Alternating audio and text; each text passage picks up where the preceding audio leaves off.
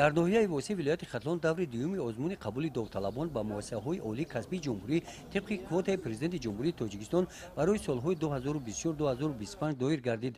وابسته به برگزاری آزمون در مؤسسه تحصیلات میانه عمومی رقم 10 ناحیه مکان برگزاری آزمون در جمع آمد. پیش از آغاز آزمون با اشتراک جانشین رئیس ناحیه واسه اعضایان کمیسیون ولایتی دور دوم آزمون قبول داوطلبان و مؤسسه‌های تحصیلات عالی کسبی جمهوری طبق کوت پرزیدنت جمهوری تاجیکستان تاکید نمودند که آزمون قبول داوطلبان و مؤسسه‌های تحصیلات عالی کسبی جمهوری تاجیکستان با دستور پرزیدنت جمهوری تاجیکستان پیشوای ملت محترم امامعلی رحمان از سال 1997 برای تحصیل در دانشگاه‌های عالی تاجیکستان با هدف دستگیری دختران و پسران دهات تشکیل گردیده اینک طول 27 سال عمل می‌نماید.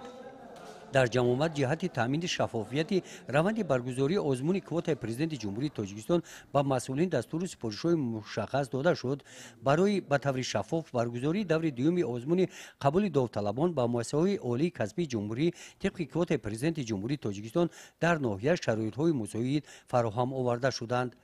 رفت برگزاری آزمون را نمایندگان کمیسیون و والدان داوطلبان طریق کامراهای نظارتی مشاهده می‌کردند.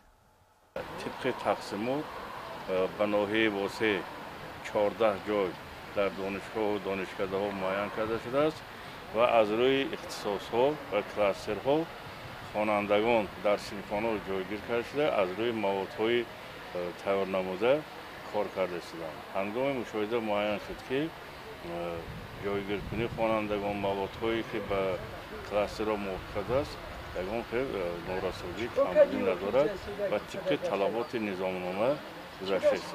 کوت پرزیدنت جمهوری تاجیکستان را ختم کنندگان مؤسسه‌های تحصیلات میانه عمومی به طریق صحبت به امتحان به اختصاص‌های ساحه‌های آموزگاری، تندرستی، فرهنگ، ورزش، تکنیکی و تکنولوژی و اقتصادی و اجتماعی صاحب می‌شوند. نفرانی به آن صاحب می‌گردند که دانش خوب دارند. گزارش خواجه نظریف خدای نظر ظهوروف از ناحیه واسه برای برنامه اطلاعاتی نوید.